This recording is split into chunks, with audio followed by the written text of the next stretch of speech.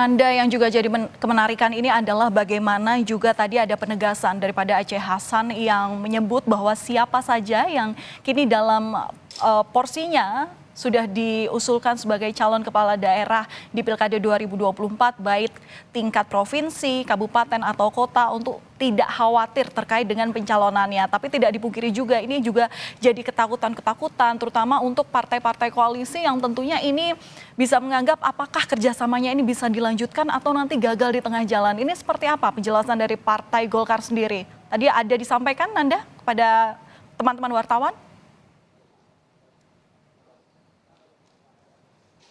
Aceh Hasan tadi menyinggung soal itu, Valen, tapi ia menegaskan sebenarnya terkait dengan dinamika yang terjadi ini tidak berpengaruh apapun terhadap calon yang akan diusung.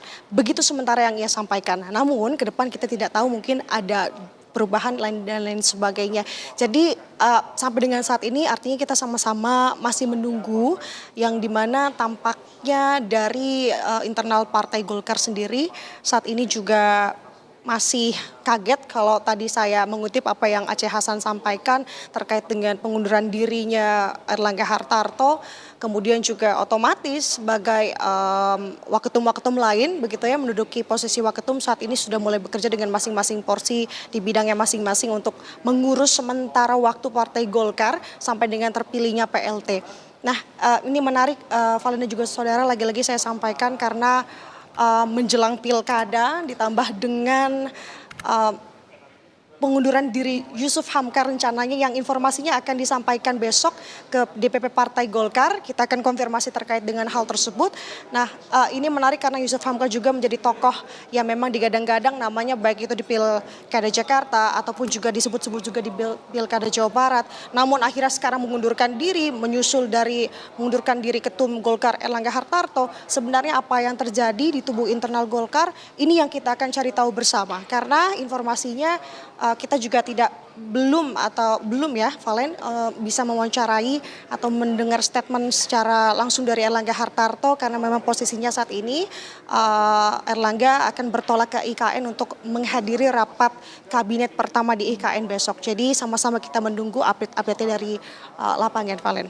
Oke, Nanda, penegasan ini sebagai penjelasan juga ke publik begitu ya. Berarti sampai sekarang untuk surat pengunduran diri dari Erlangga Hartarto itu belum diterima jajaran pengurus DPP atau adakah komunikasi yang menjadi alasan apa yang melatar belakangi Erlangga Hartarto ini mundur sebagai ketua umum?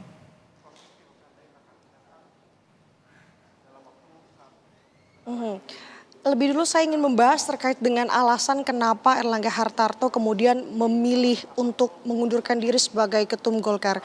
Kalau kami kutip apa yang ia sampaikan melalui videonya, surat pengunduran diri ataupun video pengunduran diri, ada beberapa alasan. Salah satunya adalah ia ingin memastikan stabilisasi selama transisi pemerintahan Jokowi ke Presiden terpilih Prabowo Subianto.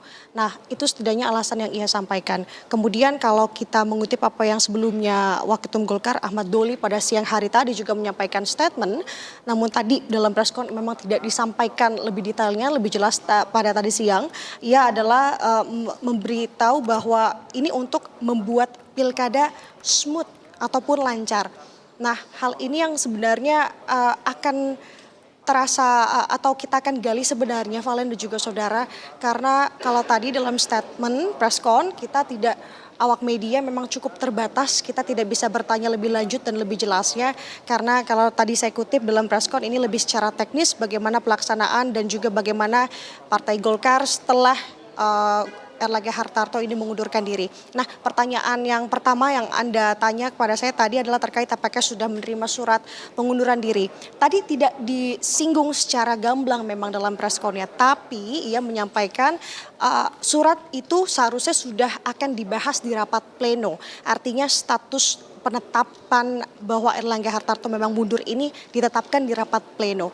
Artinya rapat pleno ini memang sifatnya sangat krusial ataupun memang sangat penting di sini untuk Partai Golkar sendiri, khususnya Valen dan juga saudara. Kita akan sama-sama menyimak nanti bagaimana jalanan rapat pleno yang rencananya akan dilangsungkan pada hari Selasa minggu depan. Baik, terima kasih atas laporan lengkap Anda, jurnalis Kompas TV Nanda Aprilia langsung dari kantor DPP Partai Golkar.